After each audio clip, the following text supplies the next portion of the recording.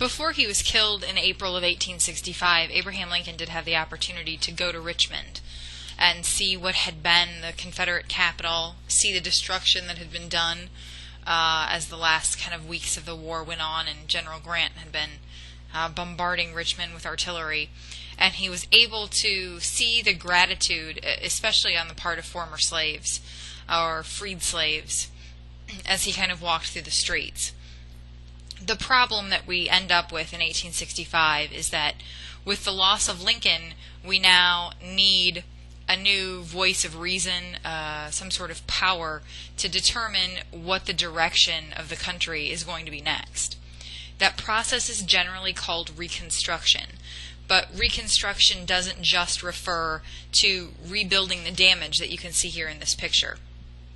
It also refers to having to reconstruct a complete country out of a country that has been substantially divided, not just during the Civil War, but obviously in the decades before, as people fought about the issue of slavery and the issue of the role of the federal government. Let's talk about the physical devastation first, because in the South it is immense. This picture of Richmond always reminds me of a picture from World War II. It looks like you needed a plane to do such serious structural damage, but you don't. You just need enough artillery and enough time. A lot of the places that the South relied on for commerce, remember, they didn't have a lot of major cities or towns, and the ones that they did have have been the epicenter of a lot of the Union bombardments.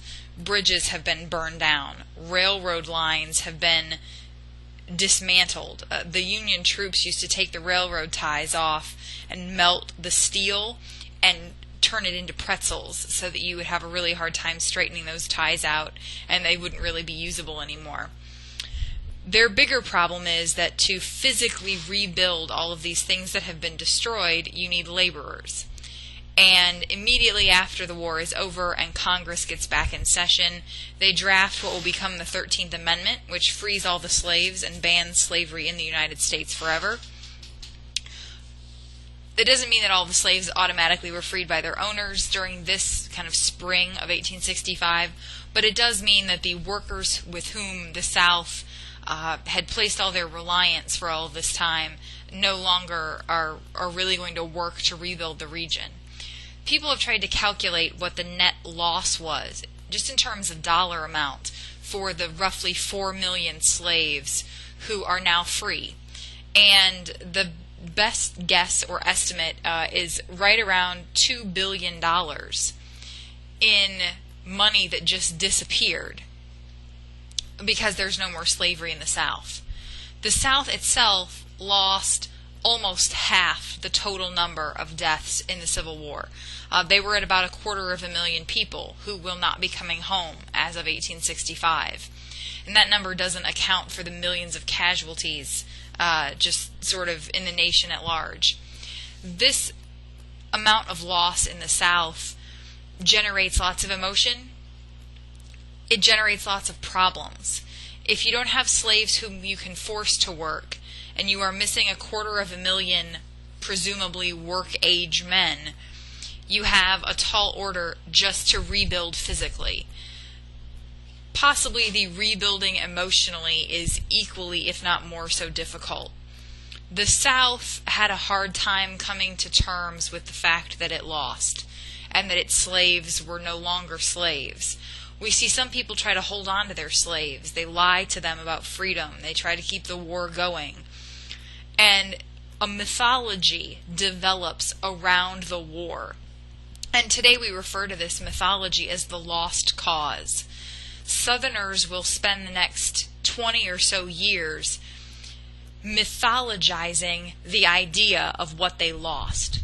They make the Old South seem romantic and civilized, and they made it seem as though in their memories that slaves loved their masters, and they missed being slaves, and that all of this happened because the North was aggressive, and they started it. And they create such a powerful false memory that it sticks. And so even today, when you see people sort of celebrating this old Southern tradition. I'm always reminded of it when I see somebody waving a Confederate flag. I am reminded of what the South really was before the war, instead of this idealized romantic vision that builds as a result of the absolute devastation of the region after the Civil War has ended.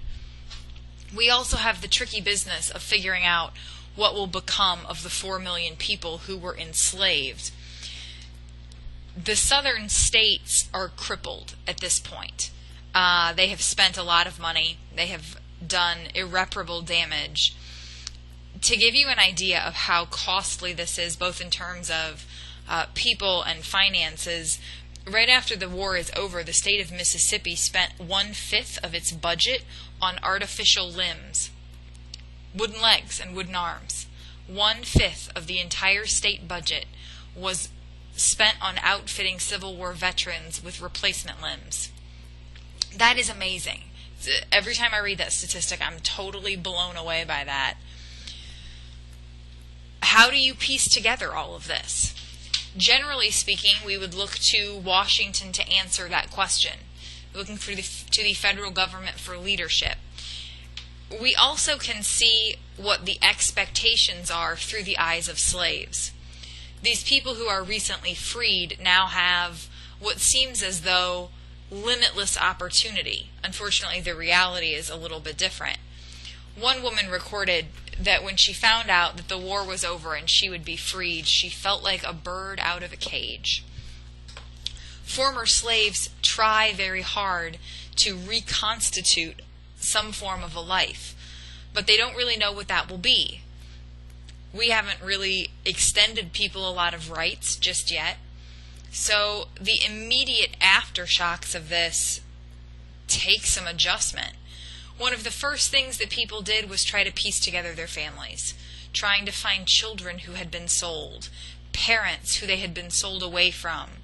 They tried to find spouses to try and figure out where someone they'd lived with 20 years ago had gone. Many slaves, we're talking about thousands of them, also permanently legalized their marriage. They understood that religion dictated that they get married and that they had not been actually able to do that. So people all over the South immediately raced to have their relationship legalized. It also helped their children to be legitimized, which is a really important step. Slaves also spent lots of energy building new churches for themselves. Those churches will become black only instead of having to share their church with their former master who dictated the message they received. This way they can have their own preachers, their own message, their own private place to gather, which they hadn't been able to have before. They tried to learn how to read. I'll show you how that sort of is set up to work in a minute. They tried to get land. Part of this idea of getting land was fueled by a rumor that slaves would be given a piece of land and a draft animal. They used to call it 40 acres and a mule. And it was never true. That was never an official congressional plan. People suggested it, but it was never a plan. The only place where slaves got land for a while was out on the coastal areas of South Carolina and Georgia. The Union Army had confiscated land from white owners and given it to slaves. But even those decisions will be reversed after the war is over. Even though a lot of people felt like the South should be punished, they didn't actually think that confiscating private property was the solution. So a lot of slaves were really hopeful that they were going to get land and then ended up being disappointed by that afterwards. We see slaves flexing their newfound freedom in lots of different ways. A lot of people immediately left the farm because they didn't want to be there anymore. The urban black population increases by 75% over the next decade. Former slaves acquired things they weren't allowed to have, like guns and liquor. They try to open new schools, new colleges, high schools, the whole 9 yards. They also debate about where they will work and what wage they will work for. They don't know what to expect. A lot of former slaves asked for way too much money, and nobody could afford to pay them that. but they didn't know. They didn't know how much the going wage rate was. They can't read yet, so they can't negotiate a contract properly. This is really kind of a mess. If you think about how in the world you would go about providing all of this assistance to 4 million people, those 4 million people are scattered out all across the South. Getting them this aid is not as easy as it might seem. Southerners also put up blockades. They obviously want to keep things as close to the same as they can. And even when they acknowledge that they won't ever own slaves again, they do not acknowledge that slaves or former slaves have the right to negotiate their wage, to demand better housing, to go someplace else. So we have a lot of conflict on a really local level. We've got conflict on farms, on plantations, in towns. African Americans won't get off the sidewalk for white people anymore, and white people get furious. They're not referred to as sir and ma'am. I mean, it's a total cultural 180. And it takes everybody a long time to get used to, and you could assuredly make the case that, in fact, nobody gets used to it, and that over the course of the next 50 years, things in the South will go back to the way things were during slavery as close as possible. The federal government does play a role in assisting these 4 million people in figuring out what freedom means. There is an agency developed in 1865 called the Freedmen's Bureau. This actually was put into place before the official end of the war. And the idea is that the Freedmen's Bureau is going to help recently freed slaves to learn how to read, learn how to negotiate a contract, learn all kinds of things that they're going to need to know to function as wage laborers in a regular economy. They build schools. They sent down an army of teachers to teach people how to read, lots of volunteers from the North. They sent down an army of lawyers because they wanted lawyers to interpret contracts for freed slaves. One of the problems that happened immediately after the war was that former slave owners were trying to get their slaves back in the fields as workers. And so they would lie about what the contract said. You know, knowing these people can't read, they would say things like, according to this contract, I'll pay you this amount and I'll pay for all your food. All you have to do is sign here. And the slaves would make their mark on the piece of paper, and it turns out the contract would say that they promise to work there forever and that their children will work there forever as well. So some of these contracts tried to virtually enslave these people all over again, except this time with their own signature at the bottom. So that's the role that the Freedmen's Bureau is playing here. We will also see that Union troops stay in the South. They are going to occupy places like New Orleans and Atlanta, even Charleston for a little while, Nashville and Memphis. They're going to stay there to keep order. They're also going to stay there as a support for the Freedmen's Bureau. This is an immense undertaking. It's not just that you're teaching kids how to read and write and negotiate contracts and do basic literacy skills. You've got to teach everybody. There are some really neat examples of school buildings that would have 4 and 5 generations of a single family sitting in a classroom. From 75 years old to 6 years old, everybody's going to learn the same set of skills. The problem with the Freedmen's Bureau, and this will be a lasting problem, is that it's expensive. It costs the federal government a lot of money just for this one agency. And you'll see that problem develop over time. Southerners hated this stuff. They hated it. They resented it. They resented the fact that the federal government was strong-arming their labor negotiations with people that they had owned. They tried to make this a mess. And Southerners who intensely disliked the Freedmen's Bureau provided you with this image. They labeled the Freedmen's Bureau an agency to keep the Negro in idleness at the expense of the white man. And they're indicating, twice vetoed by the president, they're talking about President Johnson in this case, and a law made by Congress. Support Congress and you support the Negro. Sustain the president and you protect the white man. The idea here, and you can see it in this image, is offensive. It's an African American cartoon character laying around while this white person actually has to do his own work. part of this is sort of a funny take on how white people felt entitled to the work of black laborers. You know, this is a joke, this idea that this white person's going to build his own fence. People thought that would be funny because it was so ridiculous. Because the idea here is that white people in the South are not used to doing this work. And the flip side of that also is that they're trying to get Northerners to dislike the Freedmen's Bureau as well. They're portraying this small family farm on the left as being a place where people work for their own keep. And they're arguing here that the Freedmen's Bureau actually allows former slaves to just laze around and not work and still actually be rewarded for not working. And they're claiming that that is not how America works. We have two different ideas about Reconstruction after the assassination of President Lincoln. President Johnson, who you see here, has his own plan, which he tries to put into place first. When Lincoln is assassinated, Congress is not in session. So they will have to come back into session and figure out what in the world President Johnson has going on. Johnson thought that if 10% of all Southerners declared their loyalty to the Union, that those states could be readmitted. So what am I talking about here? We're talking about registered voters in the South.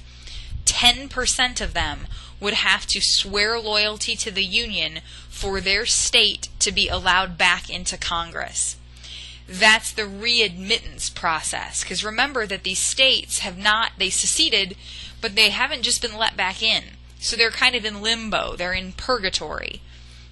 So Johnson says if 10% of registered voters in each state will swear loyalty, then that state can come back in. But Johnson does have an idea about how to punish Southerners. He wants to remove voting rights from all wealthy Southerners who would then have to ask him for a pardon to get their voting rights back. Johnson had a real chip on his shoulder about rich white people in the South, which is kind of interesting because he actually didn't hate slavery and he was a huge racist. I say this all the time. I can't sugarcoat that.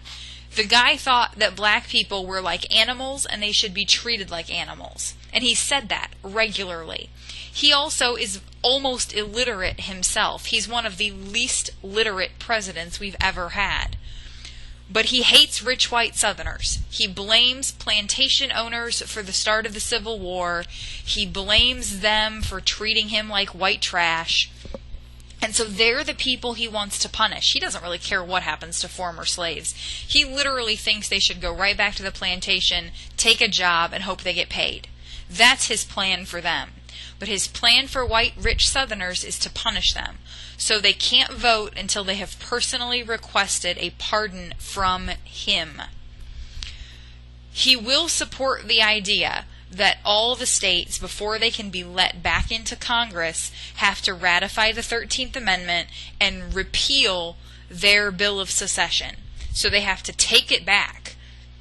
And then they have to pass the amendment that says that slavery is no longer permitted in the United States. Because we have a lag of time, we have this gap between Johnson taking office and putting these policies into place, there is like a 4-month gap between then and when Congress comes back into session. And in that gap, Southern states immediately start, on the state level, passing what are known as black codes. And these black codes are like slave codes. They restrict the rights of former slaves based on race. They take away their power to bear arms. It strips them of power to own property. It doesn't allow them to be unemployed. We have this whole series of black codes, and those are allowed to go forward. They're not stopped by the federal government because Johnson doesn't care about the slaves. He really doesn't. I know you might be thinking, well, that's probably an overstatement.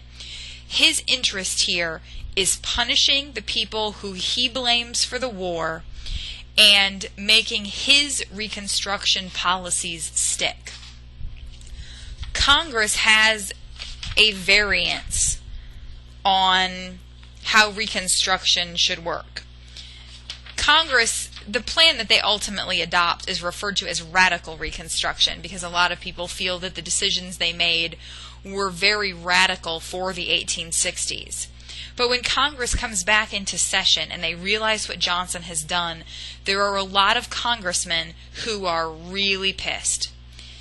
And they absolutely go after Johnson with everything they're worth, because they didn't have a chance to weigh in. He just started doing all of this stuff while they were gone, and they feel like they're starting from a position of weakness.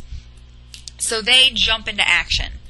Among the more radical elements that are found in congressional Reconstruction is the extension of civil rights to newly freed slaves. What am I talking about when I say civil rights? I'm talking about things like the 14th Amendment. The 14th Amendment not only provides equal due process under the law, but it also defines citizenship as someone who is born here or someone who is naturalized. Now, obviously, most slaves in the United States in 1865 were born here. So this extends citizenship to all of the people, slave or not, who were born here. And when you are a citizen, you are entitled to certain rights. They write a Civil Rights Act of 1866. The Civil Rights Act helps to kind of firm up this idea of the 14th Amendment. It makes sure that African Americans are able to receive due process under the law, maintain their right to bear arms, all of these things that come with citizenship. The problem is that we end up with a grudge match between President Johnson and Congress. Congress wants the extension of civil rights to be enacted immediately so that newly freed slaves can start the process of really becoming Americans. Johnson doesn't care about that. So when these pieces of legislation come to his desk, like a renewal for the Freedmen's Bureau, he vetoes them. But Congress has enough members who disagree with Johnson to override the veto. You need 2/3. They have that. Because remember, we haven't admitted any states yet. So the South is totally absent while this is going on. Race riots about the elements of radical Reconstruction erupt all over the South. One of the worst is actually in Memphis, where a number of African Americans are lynched in the middle of the street just because of their race, and just because white Southerners are extremely vengeful about the idea that former slaves would be extended these rights. They cannot get past that. And Johnson isn't helping them get past it because he agrees with them. By 1867, the violence and the sort of vigilante government in the South has gotten so bad that military districts are formed. And each military district in the South has its own commander, its own army detachment. And essentially the South is being occupied by the federal army so that they can try to keep law and order. They try to protect newly freed slaves. They try to make sure that these things that are coming out of Congress and being made into law, and in fact some of them being attached to the Constitution, will actually be followed. But there is a problem with this idea. They are forcing the South to abide by this. The South isn't going to do it willingly. So the question arises very early. What will happen when they are no longer here to enforce these various aspects of Reconstruction? In Congress, the situation gets pretty heated. And there is a faction of congressional Republicans, as a matter of fact, who think that some of these proposals are too radical, that extending automatic citizenship rights to all freed slaves is a mistake. And so the Republicans in Congress divide, and the more radical part of the party that wants to extend universal civil rights to all freed slaves, is the one that ultimately takes over. And this is a direct opposite of what President Johnson has in mind. The southern states help reinforce Johnson's ideas, especially about the 15th Amendment. The 15th Amendment is the amendment that extends voting rights to all black men. Essentially, this is when we get what's called universal male suffrage. All men in this country, if you are a citizen, technically over the age of 21, you can vote. Southerners could not believe that people who 2 years ago had been slaves and owned like a horse were now going to be casting a ballot.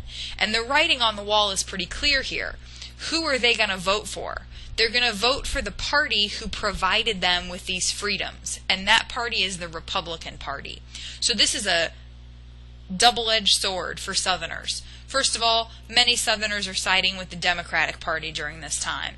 And then secondly, they feel like they're never going to be able to win another election if former slaves are constantly voting for the Republicans. They feel like this is all a political trap, that the Republicans know that if they let slaves vote, the slaves will all vote for them, and so they will be elected forever. This is too far for Johnson. Between the time that Congress comes back in session in 1865 and late into 1867, President Johnson vetoes more acts of Congress than anyone had before him. And Congress overrides all of those vetoes. So we have gridlock in Washington, D.C. This is insanity. It really is. Congress passes something, Johnson vetoes it, Congress overrides the veto.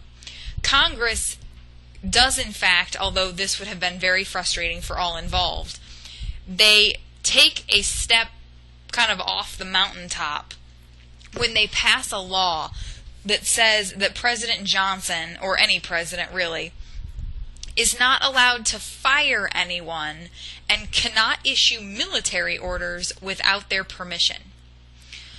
So even though the president, according to the Constitution, is the commander-in-chief, and the cabinet members are appointed by him, he's not allowed to actually make decisions with regards to those two things. Part of the reason that they did this was because President Johnson didn't like the members of Lincoln's cabinet. That's who he inherited. So he fires all of them. And Congress feels like they're going to get him on this one, because they pass this bill. He vetoes it. They pass it over his veto. So now we have a law in effect that the president is just kind of hogtied. And so what does Johnson do? He fires somebody. He fires another cabinet member, and Congress immediately moves to impeach him, because they're claiming now he's broken a federal law. It doesn't really matter at this juncture whether or not the law makes sense or the law is even constitutional. What matters is they want this guy out because they're frustrated with him and they hate him, and he hates them back. They will also attempt to attack the Supreme Court, who still has a lot of Southerners on it, and they try to strip the court of its powers. What's happening here in the kind of 1866, 1867 transition years is that Congress is trying to consolidate all of the power that Lincoln had inside the Congress. Inside the South, what's really happening is of importance to us. It's especially important as you go into American Heritage, too. I've given you, isn't this awesome? I didn't make this either. I'm not even capable of drawing stuff like this. During slavery, what you're looking at on the left is this idea of a big plantation home with a slave quarters. You can see all those little cabins are clustered together. In the South, after the Civil War, most large plantation owners, if they're able to hold on to their land, will subdivide it out. They'll subdivide it so that they can have renters or tenants, or what's known as croppers, sharecroppers, on separate patches of land. And they will take the old slave cabins and just move them. Literally, it's the same house that slaves lived in, and they'll move them to different parts of the property, so that each person, each family, is responsible for a certain set of acreage. And that's how they will readjust their labor system to accommodate the loss of slavery. And you notice that there are a couple of other changes on this after-slavery map. We've built a school and a church in this general vicinity. The niceness of these buildings in this weird little drawing shouldn't belie the fact that most African American churches and African American schools were very simple, handmade, very rough-looking structures. the order in which states come back into the Union may surprise you a little bit.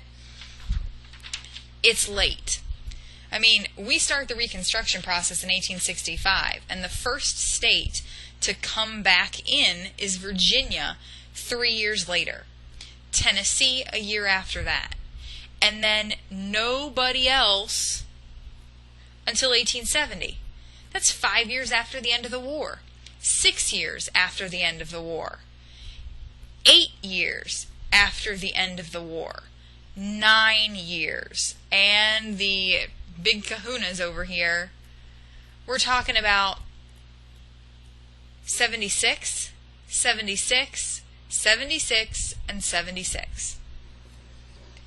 It's going to be 11 years after the end of the Civil War before we actually have a South that is intact and back together in the United States, in Congress, with functioning representation. The thing that really ruins is not the word I'm going to use. How about concludes Reconstruction after all of this drama is the election of 1876. President Johnson will not be impeached. He is saved from impeachment by a single vote.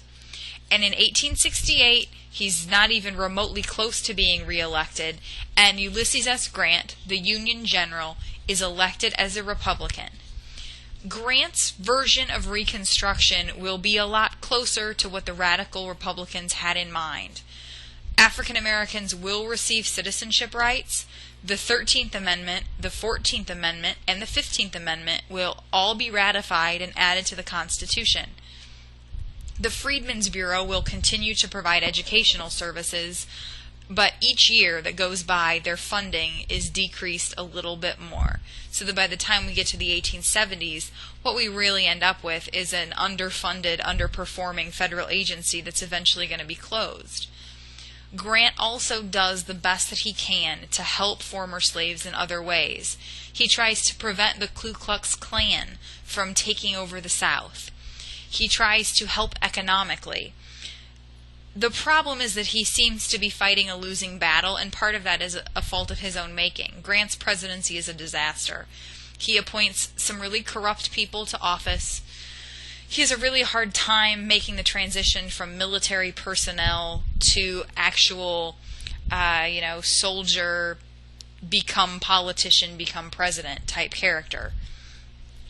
During the early 1870s, there are some successes.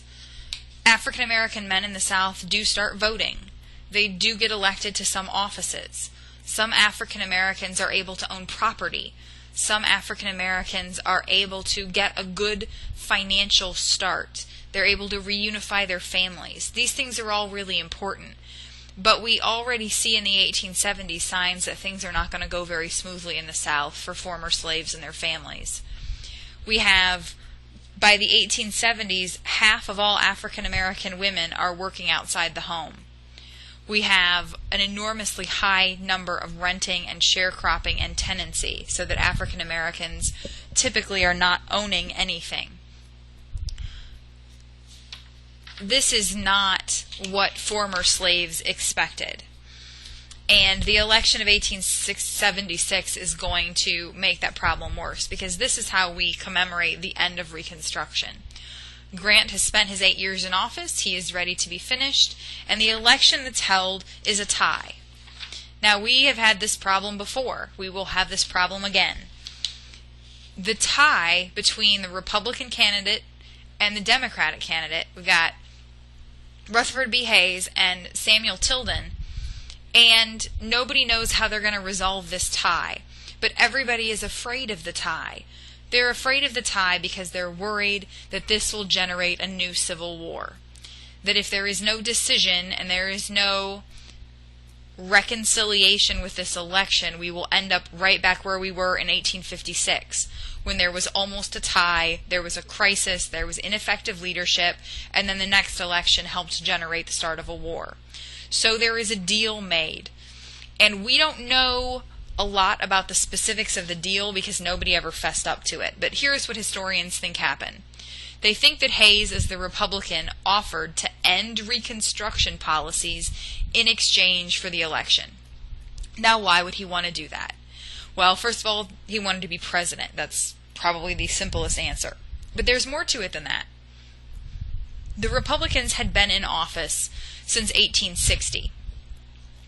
And when you were in the most powerful office in the country during this time period, you were able to appoint your own friends and family and supporters into federal government jobs. So that if you win the office of the presidency in 1876, you get to give the best paying jobs in the federal government to people who supported your candidacy. And for the last 16 years, Republicans have held all of those jobs in the federal government. And they would like to keep their jobs. And Hayes would like them to keep their jobs. So it is worth it for the Republicans to abandon their Reconstruction principles and keep all of the federal government jobs that they had awarded to people who supported their party. Tilden, as a Democrat, he's from New York. He's not even a Southerner. He gets thrown under the bus here. He's going to end up not having a shot to win this thing because the Democrats in the South are in control of the Democratic Party. And what they want is the military personnel out. They want to be readmitted to the Union, no questions asked. They want a blank check from the federal government that they can spend on railroad improvements, factory improvements, internal improvements that they need to make to try to kind of bridge the gap between them and the North. And they want all the aspects of Reconstruction to just be dropped. They want Northerners to go back, mind their own business, leave the South alone, and let them get on with doing whatever it is they're going to do next. There is a fundamental change that comes after the election of 1876 has ended. Hayes will live up to his side of the bargain. He gets the White House, the South gets its Reconstruction policies ended, and from now on, there is no one in charge of making sure that the South is honoring the constitutional rights of African Americans. And we kind of know what happens next. You don't even have to take American Heritage 2 to know that the situation for African Americans in the South is ugly after the Civil War and after Reconstruction ends. We will have people in extreme poverty. We will have people not able to cast votes. We will have people who are trapped in a cycle of poverty and segregation and racial inferiority that doesn't go away for another 75 years. So the end of Reconstruction, it doesn't just mark a good place to cut off a history class. It also marks this change in the South where Southerners are able to institute the kind of Reconstruction that they wanted all along. They wanted to try and bring everything back as close to slavery as they could, and that's exactly what they're able to do once nobody is paying attention to their behavior anymore. So that is where this class officially leaves off. I hope you enjoyed it very much, and I wish you good luck on the second exam.